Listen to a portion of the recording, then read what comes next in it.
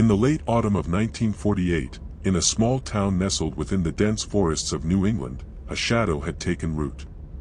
The town, known to few and forgotten by many, was called Ashwood, a place where the fog clung to the gnarled trees like a living thing, and the chill in the air whispered secrets better left unheard. The townsfolk had always spoken in hushed tones about the old asylum on the hill, a sprawling brick structure abandoned since the war, but the stories told there were dismissed by outsiders as superstition. For Eleanor Gray, a young psychiatric nurse fresh from the city, Ashwood represented a quiet retreat from the bustle of metropolitan hospitals. The asylum had recently been reopened, its grim corridors sterilized, ready to house patients who had nowhere else to go after the war's devastation. But beneath its polished floors and sanitized walls, something ancient and malevolent lingered, something that had fed on the despair and madness of countless souls. Eleanor arrived on a gray morning, the sky heavy with rain, the air thick with the scent of wet earth and decay. The staff greeted her with polite smiles that never quite reached their eyes, and whispered warnings behind closed doors. The patients were peculiar, some mute, others prone to sudden fits of rage or catatonia. But it was the nights that unsettled her most, the long hours when the asylum's halls seemed to pulse with a living darkness. One night, as Eleanor made her rounds, she heard a faint melody drifting from the basement, the haunting lullaby of a music box, out of place and time. Drawn by a mix of fear and curiosity, she descended the narrow stairs, the light flickering above her like a dying flame. The melody grew louder, leading her to a forgotten wing of the asylum, where the walls were stained with the passage of years. In the center of the room stood a small wooden chest, its surface carved with cryptic symbols. As Eleanor approached, the music ceased abruptly, plunging her into a silence so deep it pressed against her eardrums. She reached out, her fingers trembling, and opened the chest. Inside lay a collection of brittle letters and faded photographs, evidence of the asylum's darkest secrets. The letters spoke of experiments on patients, of attempts to cure madness by tapping into the very fabric of the human soul. But the treatments were cruel, the results disastrous. Many patients had vanished without explanation, their names erased from records, their existence forgotten. As Eleanor read, the shadows around her seemed to shift, the walls breathing with unseen horrors. A cold hand brushed against her neck, and she spun around to face the darkness, but nothing was there. Yet the feeling of being watched persisted, growing with each passing night. The patients began to change. Their eyes, once dull, now gleamed with unnatural light, and they whispered secrets in voices not their own. Eleanor realized that the asylum itself was alive. A vessel for the suffering, a place where the boundaries between the living and the dead had thinned. Haunted by visions of spectral figures and echoing screams, Eleanor fought to maintain her sanity. She sought the help of Father Callahan, a priest known for his work in exorcisms and the occult. Together, they uncovered the grim history of Ashwood. The asylum had been built upon the site of a 17th-century witch trial, where innocent women had been burned alive, their curses seeping into the soil. As the nights deepened, the veil between worlds tore open. The spirits of the wronged rose, twisting reality, dragging the living into their torment. Eleanor's own reflection in the mirror blurred, revealing a face she did not recognize, eyes hollow, a smile that was not hers. In a desperate attempt to end the nightmare, Eleanor and Father Callahan conducted a ritual in the heart of the asylum, reciting ancient rites to bind the restless souls. But the darkness fought back, seizing the priest and pulling him into the abyss. Alone, Eleanor faced the final horror, a presence that was both everywhere and nowhere, a whisper in the darkness promising oblivion. Her scream echoed through Ashwood, swallowed by the fog. The asylum remains, silent and waiting, its secrets buried beneath the weight of time, its shadows hungry for the next soul to wander its haunted halls. As the first light of dawn barely filtered through the grime-coated windows, Eleanor sat in the small, bleak room assigned to her at the asylum. Her hands trembled slightly as she clutched the brittle letters she'd found in the basement. Each word seemed soaked in despair, each sentence a whisper from the past begging for release.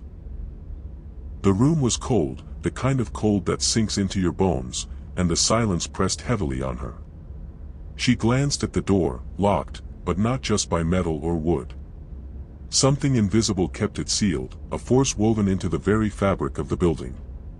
Memories flashed unbidden, snatches of voices she had heard in the dark corridors, fleeting faces in the shadows, and the haunting lullaby that first led her to the basement. It was no ordinary music box. It was a beacon, calling to something older than the asylum, older than the town itself. She stood abruptly and crossed the room to the window. The fog lay thick over Ashwood, swallowing the trees and the worn cobblestones. In the distance, the silhouette of the old church spire stabbed into the sky like a skeletal finger. Her reflection in the glass wavered, and for a moment, she saw not her own pale face, but that of a woman with wild eyes and tangled hair, her mouth opening in a silent scream. Eleanor blinked and stepped back, heart pounding. The next days blurred together. Eleanor's nights were restless, plagued by dreams where she wandered the asylum's endless halls, chased by shadows without faces. The patients grew more agitated, their whispered voices rising to frantic chants. The staff became withdrawn, their eyes hollow, as if they too were prisoners of something unseen. One afternoon, Eleanor found a journal hidden beneath the floorboards of her room. Its pages were brittle, filled with cramped handwriting that told of experiments in mind extraction and soul partitioning. The author, Dr. Langston, had been the asylum's chief psychiatrist during the late 1940s. Langston wrote of a device, a machine designed to transfer traumatic memories from one mind to another, to separate pain and madness from the living body. But the procedure had unintended consequences. The memories did not vanish, they festered, becoming entities that haunted the asylum, twisting those who came near. The last entry was a chilling confession: they are not gone. They are waiting. The Hollow Men. Eleanor knew then that the asylum's evil was not confined to ghosts or superstition. It was a tangible corruption, a wound in reality itself. Determined to find answers, she sought out Father Callahan. The priest was a tall man with a gaunt face and eyes sharp as a hawk's. His presence brought a strange comfort. He listened to Eleanor's story with grave seriousness and revealed knowledge of Ashwood's dark history. The site of the asylum had once been a place of brutal witch trials, where women were burned for crimes of magic and madness. Their tortured spirits, unable to find peace, had seeped into the land, merging with the horrors born in the asylum. The music box's melody, he explained, was a binding song, an echo of the past meant to tether the restless souls. Together, they prepared for a confrontation with the darkness. That night, they gathered in the asylum's chapel, a space long abandoned and desecrated. Candles flickered in the gloom, casting dancing shadows on peeling walls. Father Callahan began the rites, his voice low and steady, reciting prayers in Latin. Eleanor held the music box, its cold wood warming under her grip as it began to play softly. The temperature dropped. A wind stirred, though the windows were sealed. The shadows lengthened and took shape. Figures of pale women, eyes hollow, mouths open in eternal screams. They reached out to Eleanor, their voices a cacophony of grief and rage. Remember us.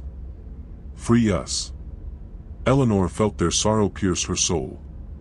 Tears streamed down her face as she whispered an apology to the lost. The chapel shook violently. Candles extinguished. Darkness surged. When dawn broke, the chapel was silent. Father Callahan lay unconscious on the floor, his face ashen. Eleanor's reflection in the cracked mirror no longer wavered. But the weight of the asylum's history pressed upon her like a living thing. Ashwood's secrets were buried deep, but not forgotten. And as Eleanor stepped out into the mist, she knew the Hollow Men still waited, in the shadows, in the silence, in the spaces between memory and madness.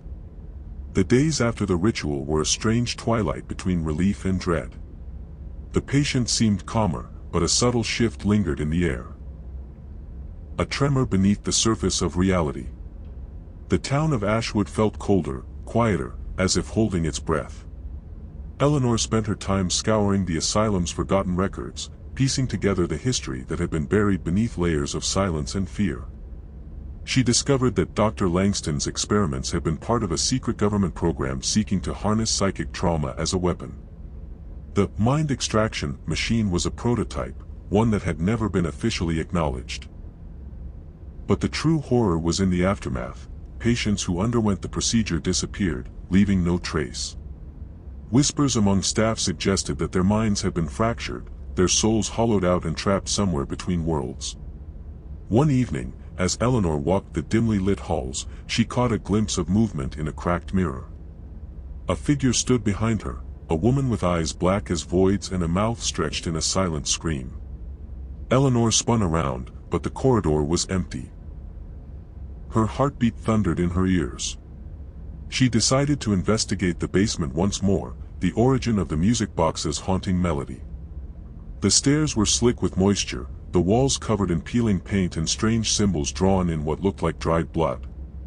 At the bottom, Eleanor found a room she hadn't seen before, a small chamber sealed with heavy iron bars.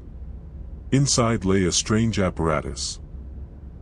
A copper helmet connected to a network of wires and tubes, surrounded by faded photographs of patients with vacant eyes. Suddenly, a cold breath whispered against her neck. She turned sharply and saw a pale hand reach through the bars. The ghostly woman from the mirror, one of the hollow men, emerged from the shadows, her eyes pleading. Eleanor's resolve wavered, but she stepped forward. The woman's lips moved, whispering a single word, "Remember."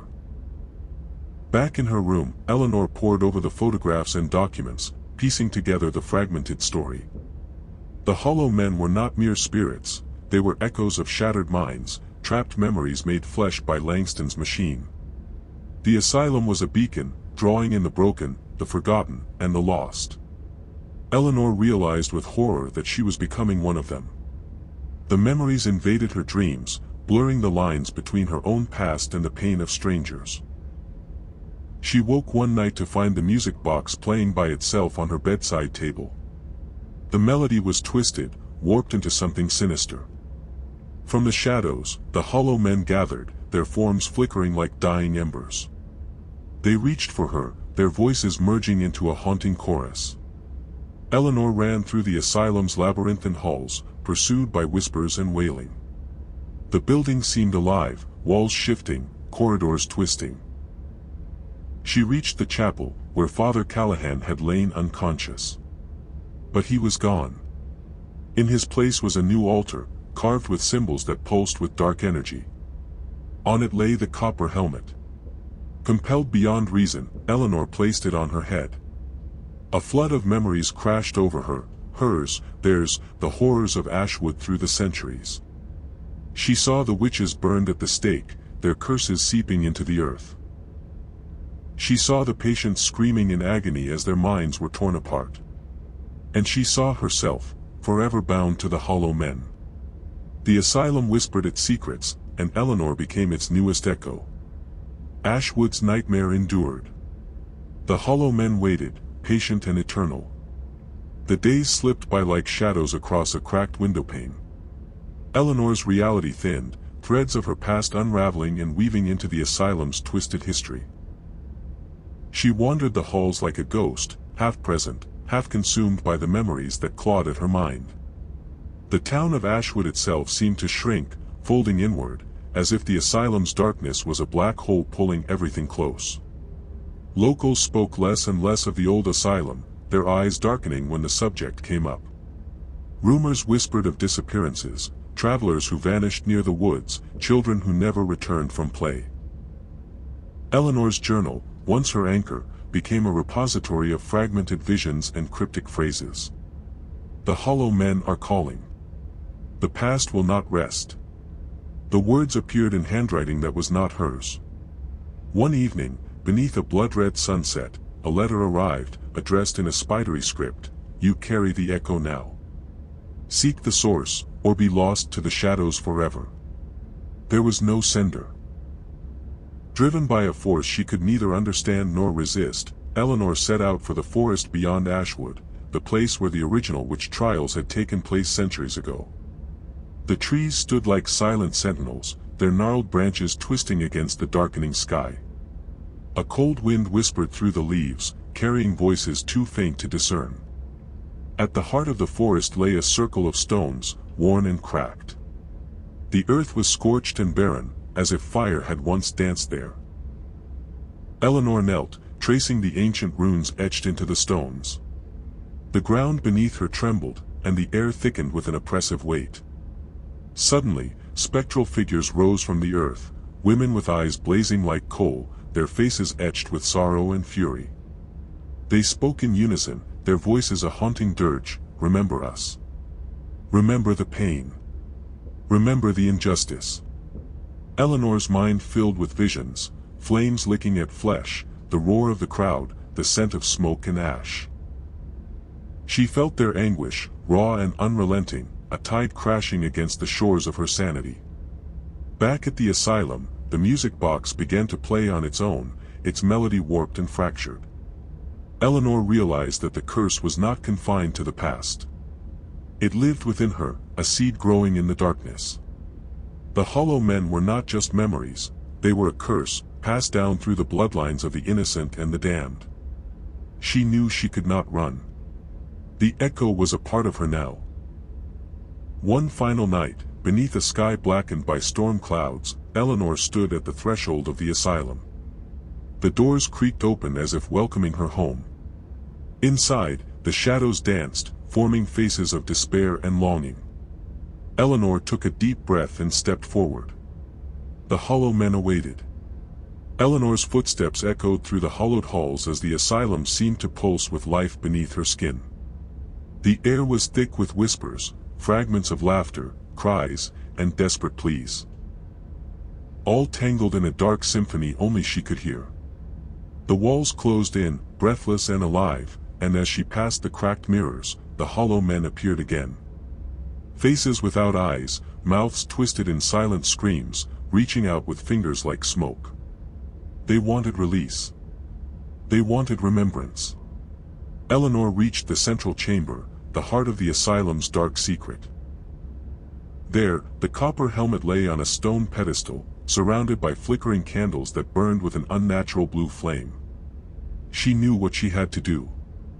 Placing the helmet on her head, the world fractured into shards of memory, centuries of pain, horror, and injustice flooding her mind in a torrent too vast to contain.